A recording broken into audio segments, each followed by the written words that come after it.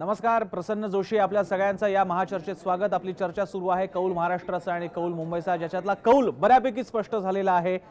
आघाडी युतीची जी तुटलेली किंवा बनलेली समीकरण आहे त्याच्याबद्दलचा कौल स्पष्ट झालेला आहे। आता पुढे काय होणार ही खरी चर्चा आहे आणि त्यासाठीच आता आपल्या सोबत आहेत शिवसेनेच्या नेत्या नीलमताई गोरे। नीलमताई, तुमचं स्वागत आणि अभिनंदन। एक चांगला परफॉर्मन्स शिवसेनेने दाखवलेला आहे स्वबळावर आणि एक मोठं आव्हान समोर असताना, पण त्याच वेळी माझा पहिला प्रश्न सुद्धा असाच आहे। पहिल्या क्रमांकाची अपेक्षा होती, 100 पार करायची अपेक्षा होती, पण फक्त 4-5 जागांनी तुम्ही पुढे आहात भाजपच्या। आणि स्थिती तर अशी आहे की भाजपच्या जर का अन्य घटक पक्षांचा आकडा एकदा का स्पष्ट झाला तर पहिला क्रमांक सुद्धा भाजपला मिळेल।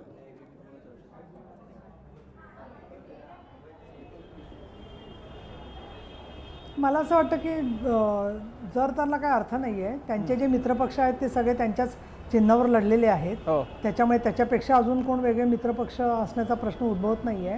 आणि दुसरं असं की आम्हाला 100 पर्यंत जायची इच्छा होती, ठीक आहे, काही लोकांना अजून 1 नंबरनी जाऊन 114 पाहिजे होत्या, कारण मुद्दा काय पाहिजे होता हा नाहीये, जे काही मिळालं त्याच्याबद्दल आता काय आहे। तर मी असं म्हणेन की आम्हाला काही प्रमाणात समाधान आहे, पूर्ण समाधान नसलं तरी 2 गोष्टींसाठी समाधान आहे। एक पहिली गोष्ट म्हणजे ज्या पद्धतीने हे ठराविक लोक दाखवत आहेत की सगळीकडे आमचंच आहे, मला इथे सांगायला पाहिजे, कमी असलं तरी यवतमाळमध्ये जिल्हा परिषदेत शिवसेनेला एखादी सत्ता आहे, रत्नागिरीत एखादी सत्ता आहे, जालन्यामध्ये चांगला परफॉर्मन्स आहे, संभाजीनगरमध्ये चांगला परफॉर्मन्स आहे, सोलापूरमध्ये सुद्धा चांगला परफॉर्मन्स आहे, पुणे आणि पिंपरी चिंचवड आणि काही प्रमाणात थोडं नाशिक इथे आम्ही घसरलेलो आहोत।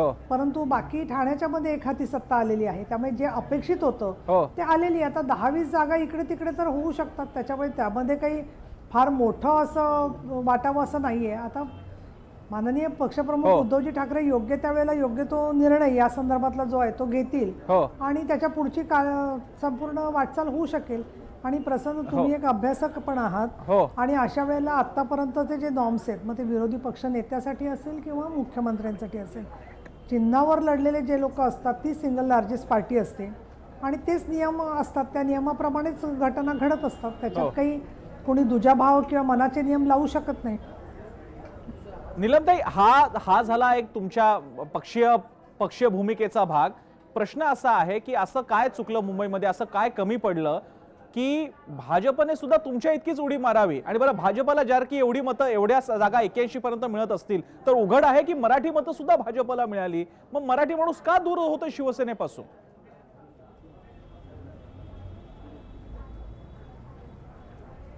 मला स्वतःला काय वाटतं, आमच्या सुद्धा जागा ज्या वाढलेल्या आहेत, पण एक म्हणजे मला माहित नाही काय कारण आहे त्याला, ते तुम्हाला जास्त माहिती असेल, पण शिवसेनेचं यश नेहमीच कलंकित करून माध्यम मांडत असतात आणि बाकीच्यांचं यश मग ते मनसे असेल किंवा भाजप असेल खूप धवल करून मांडत असतात। तर मला अजिबात असं वाटत नाही की काहीतरी आम्ही कमी पडलोय वगैरे। हा, अजून झालो असतो, अजून तर चांगलं झालं असतं। शेवटी असं केंद्रामध्ये आणि राज्यामध्ये दोन्हीकडे आम्ही सत्तेत असलो तरी अंशतः सत्ता आहे आमच्याकडे, रोज वेगवेगळ्या पद्धतीच्या घोषणा करायच्या, लोकांची दिशाभूल करायची, या सगळ्या गोष्टी नाही आहेत। उलट मला असं वाटतं की आतापर्यंत 2014ला आम्ही पर्यंत विरोधी पक्षात एका बाजूला असताना भाजप बरोबर युती करून लढलेलो आहे। त्यावेळेला युतीमध्ये असतानाची आमची लढत आणि आताची लढत, या लढतीमध्ये आम्ही खूप पुढे आहोत या सगळ्या लढतीमध्ये, त्याच्यात काही शंका आहे मला असं वाटत नाहीये। दुसरं असं, मराठी माणसांनी काही मतं दिली असतील ना, त्यांना मुद्दा असा आहे, काही एक समाजातला मतदार आहे की जो पूर्वीपासून कमळ निवडून येवो किंवा न येवो त्यांनाच मतदान करत आलेलं आहे आणि ते म्हणतात सुद्धा लोक की आमची मतं वाया गेली तरी आम्ही भाजपलाच वोटिंग करणार, असा पण एक समाज आहे। आणि त्याच्यात मला असं वाटतं की त्यांचा समाज आहे, त्याबरोबर अजूनही काही लोक झाले असतील किंवा अप्रत्यक्ष मदत झाली असेल। 81 जागा कशाला म्हणतात? 35 जागा आधीच्या काळात होत्या, त्या 35 जागांमध्ये तुम्ही म्हणताय तसा भाजपला हारो किंवा जिंको त्यांना मतं देणारा मतदार वर्ग असेल, मी तुमच्याशी सहमत आहे। 81 जागा जेव्हा त्यांना मिळतात त्यावेळी ड्रास्टिक चेंज आहे, तो काही आकडा नाहीये, तो तुमच्या जवळपासचा आकडा आहे ताई।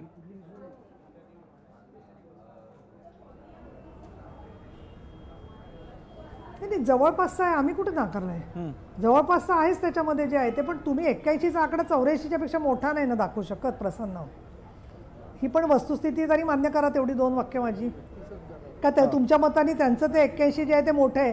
केंद्रात आणि राज्यात ज्यांची सत्ता आहे त्यांचा 81, शिवसेना ज्यांची राज्यात सत्ता नाही आहे, एवढं व्यक्तिगत स्वरूपाचं चारित्र्यहनन केलं. माध्यमांमध्ये सुद्धा अनेक काही माध्यमांनी बॅलन्स भूमिका घेतली. त्यांनी तुम्ही सगळ्यांनी इंटरव्ह्यू वगैरे घेतले, माझं त्याच्याबद्दल म्हणणं नाहीये. पण ज्या पद्धतीने निवडणुकीचा प्रचार संपल्यावरती प्रचार चालू होता, सामनावरती बंदीची मागणी केली, वैयक्तिकरित्या चौकशीचा धमकावण्याचा प्रयत्न झाला, हे सगळं असून सुद्धा तुम्हाला 84चा आकडा मोठा वाटत नसेल तर तुमचा दृष्टिकोन आहे. तुम्ही चौथा स्तंभ आहात. नीलमताई तुम्ही किती पर्सनली घेताय. मी तुम्हाला सांगतो, तुम्ही नव्हता आमच्या बरोबर. मगाशी जेव्हा 93 आकडा इकडे चालला होता तेव्हा आम्ही अर्धा तास फक्त शिवसेनेच्या यशाची चौकशी केली. आम्ही भाजपच्या प्रवक्त्यांवरती टीका केली की शिवसेनेने तुम्हाला इतकं आव्हानं सहन करून तुम्हाला तोंड दिलं. ते तुम्ही पाहिलेलं नाहीये. 93च्या आकड्याबद्दल इकडे याला साक्षीदार आहेत. इकडे चावरे सुद्धा आहेत, दिलीप चावरे सुद्धा, त्यांना सुद्धा ते माहिती आहे. त्यामुळे तो कृपा करून मनात आणू नका की आम्ही काही अँटी वगैरे आहोत शिवसेना. प्रश्न असा आहे की काही ठोकताळे असतात, काही अंदाज असतात. तुमच्या अपेक्षा आणि दावे होते त्याला थोडासा खिंडार पडलेला आहे. पण माझा पुढचा प्रश्न असा आहे ताई, जो जास्त महत्त्वाचा असणार आहे. चंद्रकांत दादा पाटलांनी आता माध्यमांशी बोलताना म्हटलं की शिवसेना भाजपनं एकत्र यावं. अशा परिस्थितीला सध्या काही अनुकूल वातावरण तुम्हाला वाटतं का?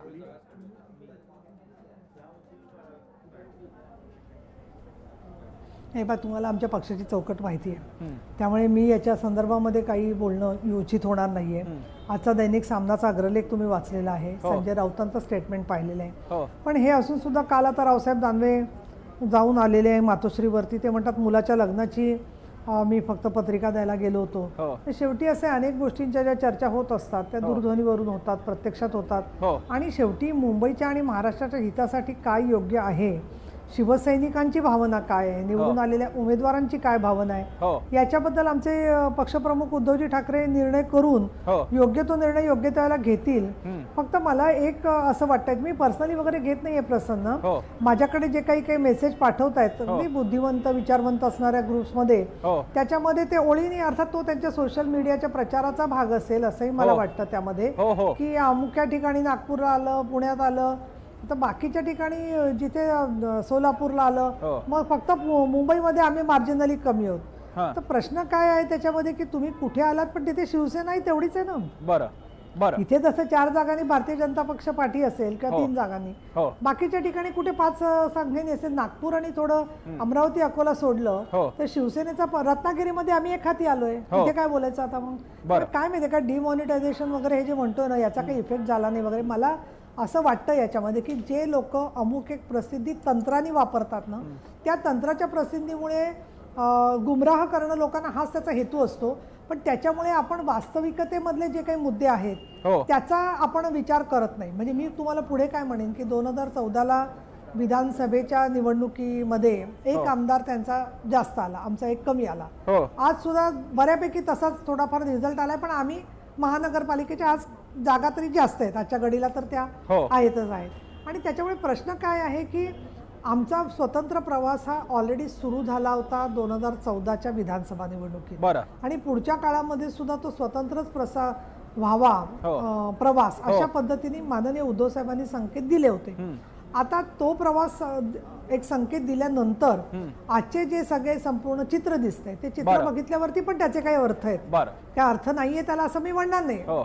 त्यामुळे मी असं कधीच म्हणणार नाही की आता कल्याण डोंबिवलीमध्ये सुद्धा प्रसन्न लक्षात असेल तुमच्या, आमच्या जागा वाढल्या, त्याच्यापेक्षा त्यांच्या जागा काही पटीने वाढल्या. पण याला कारण मुळात जागाच कमी होत्या ना त्यांच्या, म्हणून त्यांची पट जी आहे ती जास्त दिसते. पण मला त्याच्याबद्दलही ठीक आहे, त्यांच्या तिकडे वाढलेल्या आहेत जागा. काँग्रेस किंवा एनसीपीच्या वाढलेल्या नाहीयेत, काँग्रेस त्या मानाने वाढलेली आहे, एनसीपी वाढलेली नाहीये. पण मूळ मुद्दा असा आहे की ज्या प्रकारने चिरडून टाकू आम्ही, ज्या प्रकारने जे संपूर्ण चर्चा चालली होती सातत्याने आणि दुहेरी नीती चालली होती, त्या पार्श्वभूमीवरती आमची प्रतिक्रिया जी होती ती पण स्वाभाविक होती.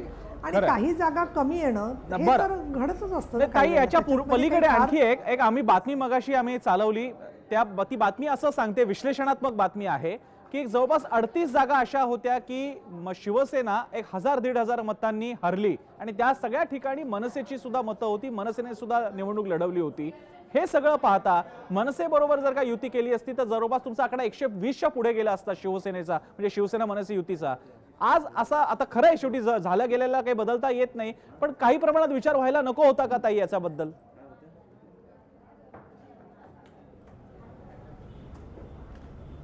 नाही, एक असं आहे की राजकारणामध्ये जर तरला काहीच अर्थ नसतो, एक भाग आहे.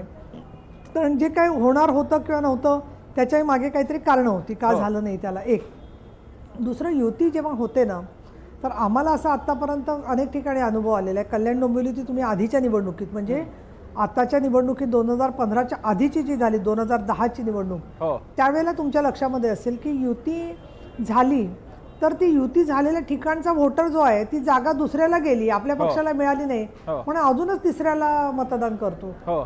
त्यामुळे मला तर वाटत नाही की पक्षामध्ये काही फार गांभीर्याने त्याचं कन्सिडरेशन केलं गेलं. पण एक मला असंही तर्कशास्त्र वाटतं की उद्या शिवसेना मनसे युती झाली असती तर त्या ठिकाणच्या कार्यकर्त्यांनी एखादेच त्या दोघांनाही न तर अजून तिसऱ्याला दिली असती तर बरं, कारण आमच्या जागा गेल्या म्हणून. त्याच्यामुळे काय आहे, काही गोष्टींच्या ज्या गोष्टी असतात त्या विश्लेषणाचा भाग आहे, हे मी मान्य करते. इतर गेस्टकडे जाण्यापूर्वी एक तुम्हाला शेवटचा प्रश्न, तुम्ही राहाच आमच्या सोबत, पण एक शेवटचा प्रश्न, ज्या प्रमाणात 35 जागा कुठे आणि 81 जागा कुठे भाजप एवढ्या जोरदार आतमध्ये मुसंडी जर का मुंबईमध्ये मारली असेल तर शिवसेनेचा बालेकिल्ला, शिवसेनेचं वर्चस्व याला खिंडार पडलेला आहे, हे सरळ सरळ आकडे सांगतायत. याकडे तुम्ही कसं पाहता, या वस्तुस्थितीकडे?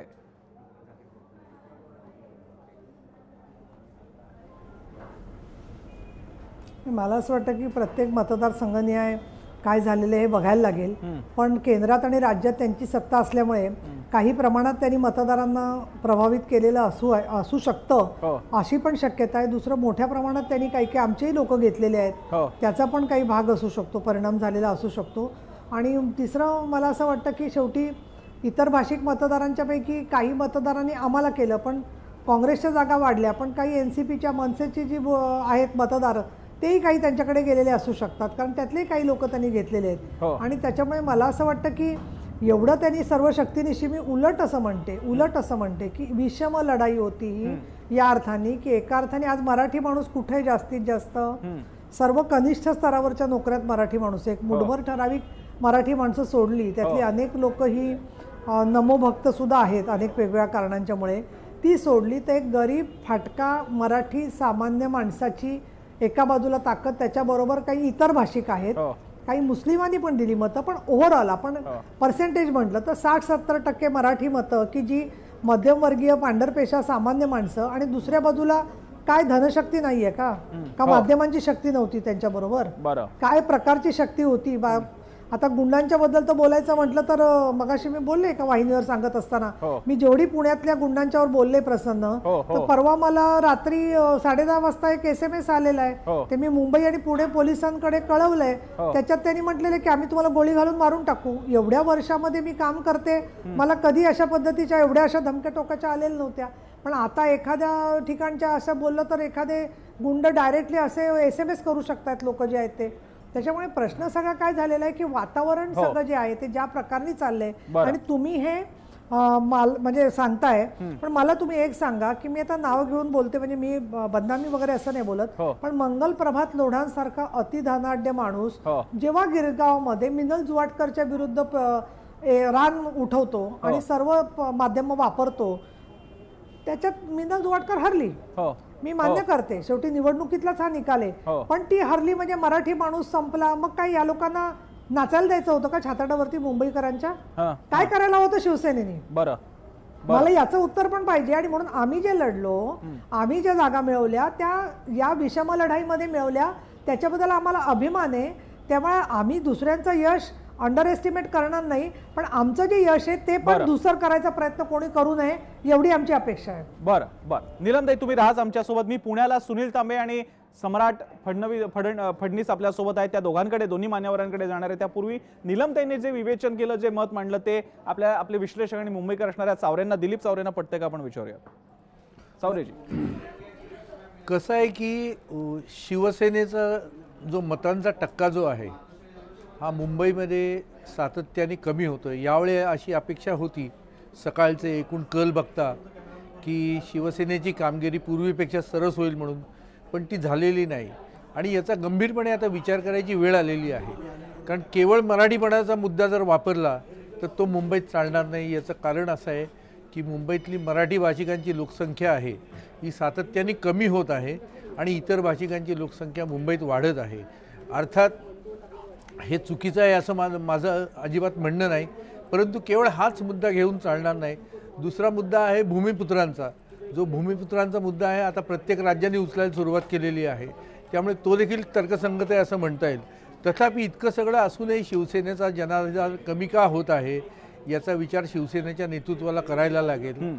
आणि यावेळेला एकूण जर आपण आकडेवारी बघितली निकालाची, आता हे निकाल अंतिम आहेत असं आपण गृहीत धरू, फार तर 1-2 जागांचा याच्यात फरक पडू शकेल. हा जर आपण विचार केला तर 84 जागा शिवसेनेच्या आहेत. तर शिवसेनेला महानगरपालिकेत सत्ता स्थापन करण्यासाठी किमान 31 जागांची अजून गरज लागेल. ह्या 31 जागा शिवसेना कुठून आणणार आहे हा कूट प्रश्न आहे. भारतीय जनता पक्षाला आणखी थोड्या जास्त म्हणजे 35 जागांची गरज लागेल आणि तेही शक्य दिसत नाहीये. तर एकमेव पर्याय जो राजकीय दृष्ट्या शून्यपणाचा ठरेल तो एकमेव पर्याय म्हणजे दोन्ही पक्षांनी एकत्र येणं. झालं गेलं ते विसरून जा आणि हिंदुत्वाचा मुद्दा किंवा पारदर्शकपणाचा मुद्दा असेल किंवा सुशासनाचा मुद्दा असेल, असे मुद्दे घेऊन जर दोन्ही पक्ष एकत्र आले आणि केंद्र, राज्य आणि स्थानिक अशा तिन्ही सत्तांचा समन्वय साधून जर त्यांनी मुंबईचा विकास केला तर मुंबईकरांना निश्चित ते चांगले दिवस देऊ शकतील. मात्र म्हणजे पराभवाचं खापर इतरांच्या डोक्यावर फोडण्यापेक्षा आपण कुठे कमी पडलो याचा जर विचार केला, आत्मपरीक्षण केलं तर त्याचा लाभ सर्वांनाच होईल. मी पुण्याला जातो हेच मुद्दे घेऊन. आपल्यासोबत तिथे सम्राट फडणीस आणि सुनील तांबेजी पण आहेत. मी पहिल्यांदा सम्राट यांच्याकडे जाईन. सम्राटजी, तिकडे पुणे कोल्हापूरमध्ये सुद्धा तुम्ही रेसिडेंट एडिटर होता टाइम्स ऑफ इंडियाला, त्यानंतर आता हा सगळा प्रवास, तेव्हाचे सुद्धा इलेक्शन्स तुम्ही पाहिलेले, चंद्रकांतदादा पाटील त्या इलेक्शनचे चेहरे होते. ज्याप्रमाणे भाजप एकतर जिंकतोय तरी किंवा अस्तित्व वाढवतोय तरी, आणि हा पेस सगळीकडे कंटिन्यू आहे. 2.5 वर्ष झाली अँटी इन्कम्बन्सी सो कॉल्ड म्हटली गेली, डिमॉनिटायझेशनचा तोटा, पीक दर कसा, आपल्याला पिकाला दर कसा मिळत नाही, हे सगळे गोष्टी म्हणून झाल्या तरी हा प्रोग्रेस चालूच आहे. आणि हा कोणता चेहरा घेऊन चालू आहे तर देवेंद्र फडणवीसांचा चेहरा चालू आहे. तुम्हाला लक्षात येत असेल मला कोणत्या टर्म्स मध्ये हे म्हणायचं आहे, तरी सुद्धा हे शक्य कसं होत आहे? यात मला जो जाणवणारा मुद्दा आहे तो 2 भाग या पश्चिम महाराष्ट्रात आहेत. एक म्हणजे ग्रामीण मोठ्या प्रमाणात ज्याच्यात जिल्हा परिषदेसाठी मतदान झाले, कोल्हापूर सारखे असेल, आणि महापालिका आहे ज्याच्यात पुण्यासारख्या ठिकाणी मतदान झालं होतं, पुणे पिंपरी चिंचवड. भाजपनं 2 स्ट्रॅटेजी या ठिकाणी वापरलेल्या जास्तीत जास्त जाणवतात. एक म्हणजे ग्रामीण भागात जिथं जिथं कोल्हापूर, सांगली, सातारा या जिल्ह्यात ग्रामीण आधीचं नेतृत्व जे आहे काँग्रेस किंवा राष्ट्रवादीचं ते भाजपनं मोठ्या प्रमाणात स्वतःकडे वळवलेलं आहे. अगदी कोल्हापूरचं उदाहरण जर घेतलं तरी काँग्रेस आणि राष्ट्रवादीकडे गेल्या 10 वर्षात जे तरुण चेहरे म्हणून आले ते आता भाजपकडे वळलेले आहेत. याचा मोठा फायदा या ठिकाणी ग्रामीण भागात भाजपला झालेला आहे. आणि शहरासारख्या ठिकाणी आता त्यांनी पुण्यासारख्या ठिकाणी उपनगरांमध्ये जास्तीत जास्त जे उमेदवार आहेत आता उपनगरांमधले विशेषतः हे यांचे आधीचे पक्ष बघितले तर हे एकतर काँग्रेसकडे आहेत किंवा राष्ट्रवादीकडे आहेत. त्यामुळे या 2 ठिकाणी भाजप संख्याबळानं निश्चितपणानं वाढलेलं आहे. त्याच्यात इतर पक्षांमधून आयात केलेल्या उमेदवारांचा जसा वाटा आहे तसा फडणवीसांच्या स्वतःच्या सभांचा वाटा आहे. म्हणजे पुण्यात त्यांनी 2 टप्प्यांमध्ये प्रचार सभा घेतला. दुसऱ्या टप्प्यातली पूर्ण ती फेरी फसली. दुसऱ्या टप्प्यातली मतदार उपस्थित नव्हते सभेला, तरीसुद्धा न हरता त्यांनी सातत्याने पिंपरी चिंचवडमध्ये पुढची सभा घेतली आणि त्यानंतर ते नगरमध्ये, नाशिकमध्ये सभेला गेले होते. हा झपाटा कुठेतरी शहरी मतदारांनाही भावलाय. आणि ग्रामीण मतदारांमध्ये इतर प्रश्नांपेक्षा प्रश्न आहेत, जास्त गंभीर प्रश्न आहेत, पण माझा जो मूळ लीडर आहे तो आता ज्या पक्षात आहे त्या पक्षाच्या बाजूने मी उभं राहिलो, अशी परिस्थिती या ठिकाणी आता जाणवलेली आहे. बरं, मी सुनील तांबेंकडे जाईन. सुनील तांबेंच्या नंतर माझ्यासोबत विनोद देशमुखजी पण आहेत. त्यांच्याकडे पण मला नागपूरला जायचं आहे, विदर्भ आणि नागपूरची हालहवाल जाणून घ्यायला. कारण इकडे आपल्यासोबत राष्ट्रवादीचे काँग्रेसचे प्रवक्ते अतुल लोंढे, त्यांचं काही वेगळी मतं आहेत नागपूरच्या निकालाबाबतीत, ती घेऊन मी देशमुखांकडे जाणार आहे. पण त्यापूर्वी तांबेंकडे. तांबेजी, पुण्यासारखी महापालिका ताब्यात येणं हा ड्रास्टिक चेंज आहे. म्हणजे मुंबईच्या नंतरचा फार मोठा पॉलिटिकल ॲडव्हान्टेज, मोटिवेशन हे पुणे महापालिका ताब्यात येण्याला आहे. आणि त्याला संदर्भ हे अगदी म्हटलं तर ऐतिहासिक पण आहेत आणि आताचे सुद्धा राजकीय संदर्भ आहेत. भाजपचा हा प्रवास असा सुरू राहिला तर भाजप शिवसेनेचा सोडूनच द्या, काँग्रेस राष्ट्रवादीची स्पेस व्यापून टाकेल का महाराष्ट्रातली? काँग्रेस राष्ट्रवादीची स्थिती काय आहे मगाशी मी सांगितलं. काँग्रेस हे भाजप म्हणजे काय, भाजप ही एक कवायती फौज आहे. ब्रिटिशांच्या कवायती फौजेपुढे भारतातल्या सगळ्या राजांनी हात टेकले. त्याच्यामध्ये ते काही डायरेक्ट लढाई करतात असं नाही, ते मग मीर जाफरला आपल्याकडे करून घेतात आणि ते युद्ध जिंकतात. मुद्दा काय की तुमच्याकडे एक कवायती फौज असली की आसपासचे जे फ्युडल लॉर्ड्स असतात, जे सरदार असतात, यांच्या सेना तुम्हाला येऊन भेटतात. तशी काँग्रेस आणि राष्ट्रवादी यांची संघटना जी आहे ही एक सरदारांचं एक ज्याला आपण कॉन्फेडरसी म्हणतात ना ती मराठ्यांची, तो प्रकार आहे आणि ती आता नष्ट होत चाललेली आहे. ही बाब यांनी लक्षात घेतली पाहिजे. याचं कारण असं की काँग्रेस आणि राष्ट्रवादी यांचं आतापर्यंतचं जे राजकारण आहे म्हणजे विशेषतः गेल्या 5-10 वर्षातलं म्हणून त्यांना ते हे झाले सत्ताच्युत झाले, हे प्रामुख्याने ऑपॉर्च्युनिस्ट किंवा संधी साधूपणाचं आहे. ते जोपर्यंत या संधी साधू राजकारणाचा त्याग करत नाहीत आणि एक नीट डिसिप्लिन फोर्स म्हणून जोपर्यंत निवडणुकीच्या मैदानात उतरत नाहीत तोपर्यंत त्यांची अशी दाण उडणार हे स्पष्टपणे दिसतं. बाकी काही म्हणजे मुंबई असेल किंवा पुणे असेल आणि हाच म्हणजे शिवसेनेच्या बाबतीतही हेच आहे की हे जे याने चालणार नाही. ती एक नीट केंद्रीय संघटना लागते. आताच्या 21व्या शतकात आपण लढवत असताना ह्या सरदारांचा फायदा 20व्या शतकात भरपूर झाला काँग्रेसला आणि एनसीपीला. 21व्या शतकात तसं होणार नाही. बरं, हा फार महत्वाचा मुद्दा मांडलेला आहे सुनील तांबेंनी. मी नागपूरला जातोय. नागपूरला विनोद देशमुख आपल्या सोबत आहेत. देशमुखजी, तिकडच्या विदर्भातल्या जवळपास 3 अमरावती, अकोला, नागपूरमध्ये सुद्धा मोठ्या प्रमाणात यश मिळालेले भाजपला. ते जवळपास मिळणं अपेक्षित होतं, पण त्याच वेळी भाजपनं हे यश मिळवण्यासाठी काही गोष्टी केल्या आहेत का असा संशय व्यक्त होतोय. अतुल लोंढे माझ्यासोबत आहेत. लोंढेजी, नेमका काय संशय तुम्हाला खातोय, तुमच्या मनात आहे? नाही, आता 2-3 त्याच्यामध्ये गोष्टी आहे. एक तर मतपत्रिकेचा घोळ तर होताच, आपण तो बघितलाच आहे. पण माझ्या घराजवळचं म्हणजे जिथे मी नेहमी काम करतो तिथे जे प्रेझेंट अपक्ष आलेले होते उमेदवार, ते नंतर भाजपामध्ये गेले. त्यांना तिथे येऊसुद्धा दिलं नव्हतं आणि जो तिथलाच कॅन्डिडेट दिला होता त्यांनी स्वतः सिलेक्ट करून आम्ही दिला होता, त्याला 82 मतं मिळाली आणि याला 90% तिथली मतं मिळाली. तिथली लोक मला फोन करतात, आश्चर्य व्यक्त करतात की हे कसं शक्य झालं. आपण एक वेळा हे मान्य पण करू की असं झालेलं आहे, पण ओव्हरऑल प्रचार करताना आपण जेव्हा शहरामध्ये फिरतो तेव्हा आपल्या लक्षात येतं की कल कसा आहे, लोकांचं वातावरण कसं आहे. तर त्याच्यामध्ये एवढा मोठा युटर्नचा फरक पडणं, अपसाइड डाऊन सगळं होणं, हे थोडंसं म्हणजे आम्हाला थोडंसं वाटत आहे याच्यामध्ये की आपण काय एक्झॅक्टली त्याच्यामध्ये आहे ते बघायला पाहिजे. सगळ्या टोटल टॅली झाल्यानंतर आणि बूथ वाईज कुठनं कशी मतदान झालं ते बघितल्यानंतर लक्षात येईल. पण म्हणजे ते जिंकले आहे त्याचं अभिनंदन आहे, पण ह्या काही गोष्टी आहे ज्या थोड्याशा लक्षामध्ये येतात आहे. मी विनोद देशमुखांकडे जाईन. देशमुखजी, विदर्भातल्या निकालाबाबतीत बोलत असताना भाजपला खरं तर थोडा अँटी इन्कमन्सीचा फटका बसेल असं म्हटलं जात होतं. नागपूरमध्ये कदाचित नाही म्हणता येणार, नागपूरमध्ये नेटवर्क चांगलं आहे, पण तरी सुद्धा विदर्भातल्या बाकीच्या महापालिकांमध्ये आणि जिकडे काँग्रेसचा वर्चस्व यापूर्वी राहिलेला आहे, हा बदल होण्यामागचं काय कारण आहे जो निकाल आपल्याला बघायला मिळतोय भाजपच्या बाबतीतला?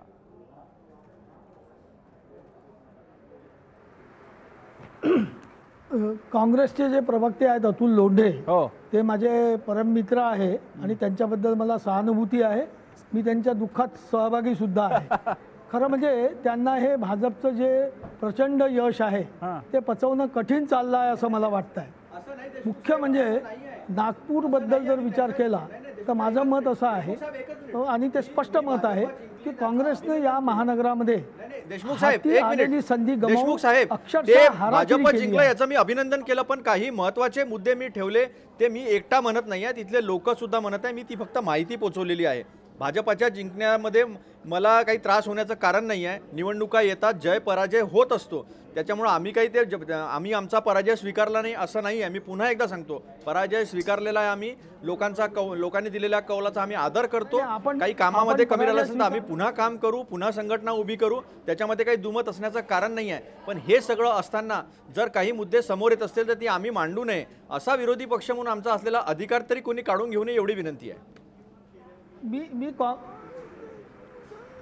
नाही, तो अधिकार काढण्याचा प्रश्न नाही, परंतु काँग्रेसच्या सगळ्या नेत्यांच्या डोळ्यात अंजन घालण्याचा मी प्रयत्न असा करतो की काँग्रेस पक्षानं नागपूर शहराच्या महानगरपालिकेच्या निवडणुकीत अक्षरशः हाराकिरी केली असं माझं मत आहे. हा संघाचा गड आहे. संघाचा गड असताना लोंढेजी आपल्याला कल्पना असेल, संघ मुख्यालय ज्या वार्डात आहे त्या वार्डात संघ परिवारात बंडाळी झालेली आहे. इथल्या अत्यंत महत्वाच्या संघ स्वयंसेवकांनी भाजपच्या विरुद्ध बंडाळी करून अपक्ष, शिवसेना, बसपा अशा पक्षांकडून निवडणुका लढवल्या. इतकी सुवर्ण संधी असताना काँग्रेसचे उमेदवार पराभूत व्हावे याच्यासारखी लज्जास्पद गोष्ट नाही. याचं महत्वाचं कारण हे आहे की काँग्रेसच्या एकाही नेत्यांचा दुसऱ्या नेत्याशी ताळमेळ नाही. विलास मुत्तेमवार नावाचा माजी केंद्रीय मंत्री एकटा फक्त या शहरात फिरताना दिसला आणि बाकीचे सर्व माजी मंत्री हे काँग्रेसच्या विरोधात कार्यकर्त्यांना आढळले असं काँग्रेस जनांचाच आरोप आहे. म्हणजे काँग्रेसला जी सुवर्ण संधी होती संघाच्या गडामध्ये झालेल्या बंडळीचा फायदा घेऊन संघ परिवाराला पराभूत करायची, ती संधी सुद्धा या पक्षाला साधता आली नाही. हे पत्रकार म्हणून हे माझं विश्लेषण आहे. मी स्वतः संघ परिवाराचा सदस्य आहे. असं असून मी हे म्हणतो की तुम्ही एक संधी गमावली, सुवर्ण संधी, आणि याचं कारण काँग्रेस पक्षामध्ये अंतर्गत हेवे दावे इतके जास्त आहे. साहेब, स्वतःच्या पक्षाध्यक्षाच्या तोंडावर काळीशाही फेकणारे काँग्रेस जन ज्या शहरामध्ये आहे त्या शहरात काँग्रेसचं काय भवितव्य राहू शकते? ठीक आहे, मी हा देशमुखजी तुमचा प्रश्न विचारतो. तुम्ही चांगला मुद्दा उपस्थित केलेला आहे आणि तो लोकांच्या मनातला तो मला विचारायचा आहे. आणि अतुल लोंढेंना तर मला उपराजधानीपासून राजधानीतल्या काँग्रेस पतनाबद्दल विचारायचे. त्यापूर्वी निलमताईंना एक प्रश्न. निलमताई, नागपूरचे असणारे आपले मुख्यमंत्री म्हणजे पर्यायाने देवेंद्र फडणवीस हे मुंबईत येतात, स्वतःची प्रतिमा माझा शब्द म्हणतात आणि मुंबई त्यांना भरभरून दान देते, मतांचं दान देते, जागांचं दान देते. पण त्याच नागपूर महापालिकेमध्ये तुम्ही सुद्धा जागा लढवल्या होत्या, पण इथल्या राजधानीतून आलेल्या उद्धव ठाकरेंना तिथे मात्र काही यश चमकदार मिळवता येत नाही. हा कसं म्हणायचं? उद्धव ठाकरेंचा तरी एक पक्षाचे प्रमुख म्हणून प्रतिमा वर्षानुवर्षे, देवेंद्र फडणवीस 2014ला उदय झालेला आहे त्या अर्थानं राज्यस्तरीय नेतृत्व म्हणून, मग हा फरक का पडला?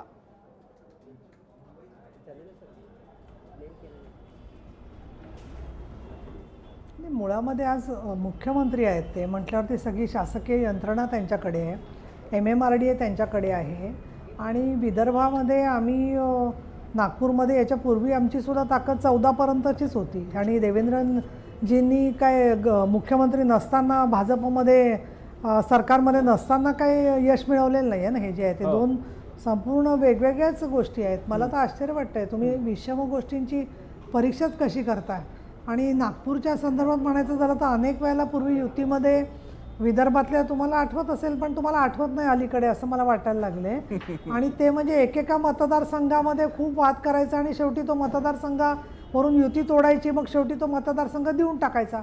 असं आमच्या कित्येक मतदारसंघांचं झालेलं आहे. बीडमध्ये झालेलं आहे, लातूरमध्ये झाले, नागपूरमध्ये झाले. आणि असं करत करत शिवसेनेचे तर अनेक लोक सामदाम दंडभेद करून युती असताना या लोकांनी गिळंकृत केलेले आहेत त्या लोकांना. त्याच्यामुळे तुम्ही नागपूर, मला काय वाटतं प्रसन्न, हे असं काहीतरी शिवसेना बॅशिंग करणार असाल ना तुम्ही तर नागपूरमध्ये एकदा जा.